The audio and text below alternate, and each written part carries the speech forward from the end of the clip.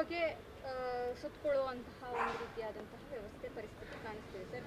ಹೇಗಿದೆ ತನಿಖೆ, ಯಾವ ರೀತಿಯಾಗಿದೆ ಆಗ್ತಿದೆ? ಇಲ್ಲ, ನೀವು ನೋಡೋ ದೃಷ್ಟಿನೇ ಬೇರೆ, ಪೊಲೀಸ್ನವರು ಮತ್ತು SITನವ್ರ ದೃಷ್ಟಿನೇ ಬೇರೆ. ಆ ತನಿಖೆ ಎಲ್ಲ ಮುಗಿಲಿ, ಬಂದಿದ್ದು ಏನೇನು ಡೆವಲಪ್ಮೆಂಟ್ಸ್ ಆಗ್ತಾಯಿದೆ ಎಲ್ಲದಕ್ಕೂ ಕೂಡ ಈಗ ನಾವು ಉತ್ತರ ಕೊಡೋದಾಗಲಿ ಅಥವಾ ಅದನ್ನು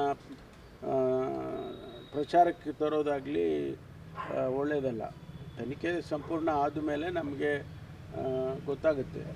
ನೀವು ಕೂಡ ಯೂಟ್ಯೂಬರ್ಸ್ಗಳನ್ನು ವಿಚಾರಣೆ ನಡೀತಿದೆ ಸರ್, ಅಲ್ಲಿಂದನೇ ಶುರುವಾಯಿತು ಅನ್ನುವಂತಹದ್ದು ಸ್ಪಷ್ಟ ಆಗಿದೆ. ನಾವು ಯಾವುದೂ ಹೇಳಕ್ಕೆ ಬರೋದಿಲ್ಲ.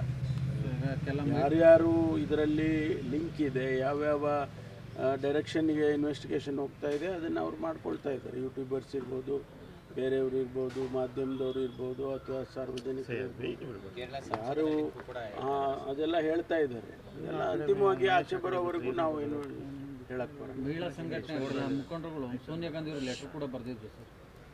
ಏನಂತ?